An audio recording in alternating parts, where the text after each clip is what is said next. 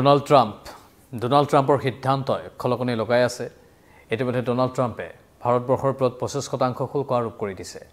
লগতে আন বহু দেশৰ ক্ষেত্ৰত কঠোৰ নীতি গ্ৰহণ কৰিছে ডোনাল্ড ট্ৰাম্পে কিন্তু এবাৰ ডোনাল্ড ট্ৰাম্পে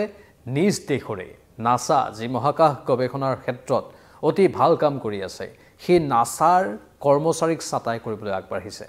গণছাটাই এজন দুজন নহয় 4000 কৰ্মচাৰীক গণছাটাই কৰিব এগৰাকী আমেৰিকাৰ ৰাষ্ট্ৰপতিয়ে নমস্কাৰ স্বাগতম নিউজ 18 অসম নৰ্থ ইষ্টৰ ইয়া হৈছে পোনপটীয়া সম্প্ৰচাৰ ষ্টুডিঅ'ত মই প্ৰাঞ্জল বৈদেশিক দপ্তৰৰ পৰা বহু কৰ্মচাৰীক ছাটাই কৰিছিল বিগত সময়ত এগৰাকী ডোনাল্ড ট্ৰাম্পে সেয়া আপোনালোকে জানে সেই খবৰ সমগ্ৰ বিশ্বজুৰি বিয়পিছিল এইবাৰ ডোনাল্ড ট্ৰাম্পে কৈছে যে নাসাৰ কৰ্মচাৰীক ছাটাই কৰিব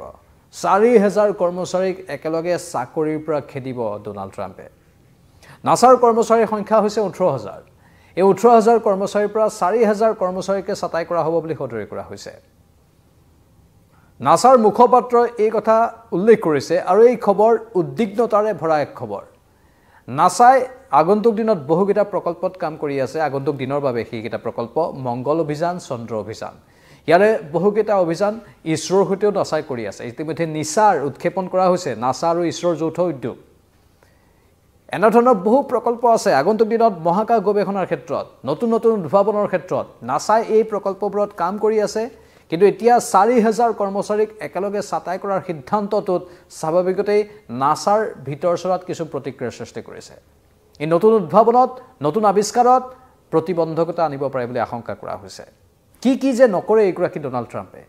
সকলো সীমা চেৰাই এটাৰ পাছত আন এটা এনেধৰণৰ সিদ্ধান্ত গ্ৰহণ কৰি আছে যিবোৰ সিদ্ধান্তই হতচকিত কৰিছে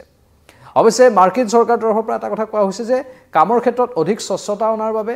অধিক ভাল কাম কৰাৰ বাবে আৰু থকা কৰ্মচাৰীখিনিক অধিক দৰমহা দিয়াৰ বাবে এই পদক্ষেপ কিন্তু সেইটো এটা অজুহাত যেন লাগে কাৰণ এই যে 4000 কৰ্মচাৰীক ছাটাই কৰিব ইয়াত বহু বিজ্ঞানী জড়িত হৈ আছে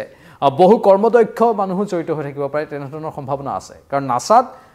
সুযোগ পাবলৈ নাসাত এটা চাকৰি পাবলৈ বহুখিনি পৰীক্ষাৰ মাজেৰে পাৰ হ'ব লাগে হঠাৎ কোনেও অকালপক্ক মানুহে নাসাত চাকৰি পাই নাযায় নাসাত চাকৰি পাবলৈ যথেষ্টখিনি পৰিপক্কতা লাগে আৰু নাসাত কাম কৰা প্ৰত্যেকগৰাকী ব্যক্তিয়ে সেই পৰিপক্কতাৰে বিভূষিত হৈ থাকে তাৰ পাছতো নাসাৰ পৰা এতিয়া কৰ্মচাৰী খেদাৰ এটা প্ৰক্ৰিয়া চলাইছে জুন মাহত বিগত বৰ্ষৰ জুন মাহতো 870 জন কৰ্মচাৰীক নাসাৰ পৰা ছাটাই কৰা হৈছিল এনেধৰণে কৰ্মচাৰীক ছাটাই কৰাত ঘটনা বা কৰি থকাটোৱে কৰ্মচাৰীৰ মনোবল ভাঙি দিব সেই আশংকা বিভিন্নজনে প্ৰকাশ কৰিছে যেহেতু এয়া বিজ্ঞানৰ বিষয় আৱিষ্কাৰৰ বিষয় ইয়াত যদি কৰ্মচাৰীক ছাটাই কৰা হয় আন কৰ্মচাৰীৰ মনোবলত ই প্ৰভাৱ পেলাব আন কৰ্মচাৰীক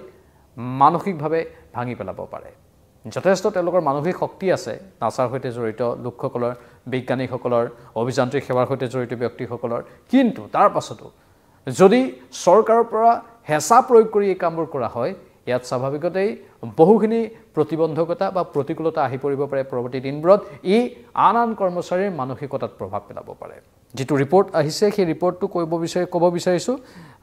যেহেতু চৰকাৰে সুস্থভাৱে কাম সম্পন্ন কৰা আৰু নিৰাপত্তা নিশ্চিত কৰাৰ বাবে এই পদক্ষেপ লোৱা বুলি ঘোষণা কৰিছে বাস্তৱত এয়া বিপৰীত হোৱাৰহে সম্ভাৱনা আছে যেটো আমি সদৰি কৰিছো কিয়নো কৰ্মচাৰীক ছাটাই কৰিলে নাসাই সমস্যাত পৰাটো নিশ্চিত এনে কৰিলে নাসাই সুদক্ষ কৰ্মী অভিযন্তা বিজ্ঞানীকো চাকৰিৰ পৰা খেদা খুৱাব পাৰে বা বিজ্ঞানীৰো চাকৰি খাব পাৰে বা বিজ্ঞানীও চাকৰি হেৰুৱাব পাৰে যেহেতু ইয়াৰ পূৰ্বে জুন মাহত 870 জন কৰ্মীক ছাটাই কৰিছেই এতিয়া 18000 কৰ্মচাৰী আছেগৈ সেই 18000 কৰ্মচাৰীৰ পৰা যদি 4000 যায় তেনেহ'লে 14000 কৰ্মচাৰী থাকিব আৰু সেই 14000 কৰ্মচাৰীয়ে নাসাৰ কামবোৰ সমাপন কৰিব লাগিব কৰবাত ৱৰ্কলোড অৰ্থাৎ কামৰ হেঁচা অধিক পৰিব পাৰে থকা কৰ্মচাৰীসকলৰ মাজত কাৰণ প্ৰত্যেকজন কৰ্মচাৰীক কামবোৰ ভগাই দিয়া থাকে আৰু কৰ্মদক্ষতা অনুসৰি প্ৰতিজন কৰ্মচাৰীৰ কামবোৰ নিয়াৰিকৈ সমাপন কৰে তাৰ পাছত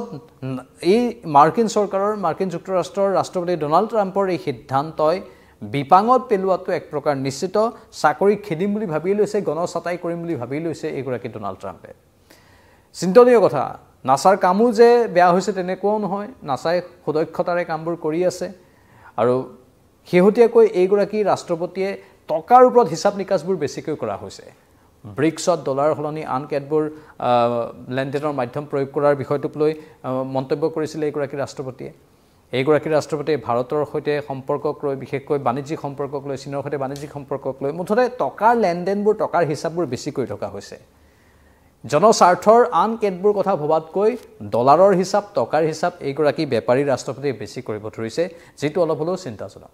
বাকি জনসাধাৰণে এই ক্ষেত্ৰত কি মন্তব্য প্ৰকাশ কৰে লক্ষণীয় হ'ব আমেৰিকা যুক্তৰাষ্ট্ৰৰ সাধাৰণ ৰাইজে কি কয় কিন্তু এবাৰ পূৰ্বতকৈ বেলেগ ধৰণে আবিৰ্ভাৱ হৈছে এইগৰাকী ডোনাল্ড ট্ৰাম্পৰ সকলোতেই অলপ হাত দিয়া কামবোৰ বেছি কৰিছে যেন অনুভৱ হৈছে পৰ্যবেক্ষকসকলেও ডোনাল্ড ট্ৰাম্পৰ কিছু নীতিক বাৰে বাৰে সমালোচনা কৰিছে এইগৰাকী ডোনাল্ড ট্ৰাম্প বৃদ্ধ হোৱাৰ বাবে এনে ধৰণৰ আচৰণ কৰিছে নে এনে আচৰণৰ আৰত আন কেতবোৰ তেওঁৰ চক্ৰান্ত আছে সেয়া স্পষ্ট হোৱা নাই মুঠতে নাছাৰ পৰা গণচাতাইৰ যেটো খবৰ আহিছে সেই খবৰটো যথেষ্ট উদ্বিগ্নতাৰে ভৰা খবৰ এই ক্ষেত্ৰত আপোনালোকৰ মতামত কি আমাৰ ফেসবুক আৰু ইউটিউবৰ কমেন্ট মাধ্যমত কমেন্ট কৰি জনাব পাৰে আমি আপোনালোকৰ মতামতৰ বাবে অপেক্ষা কৰি থাকিম এই মুহূৰ্তত বিদায় লৈছো নমস্কাৰ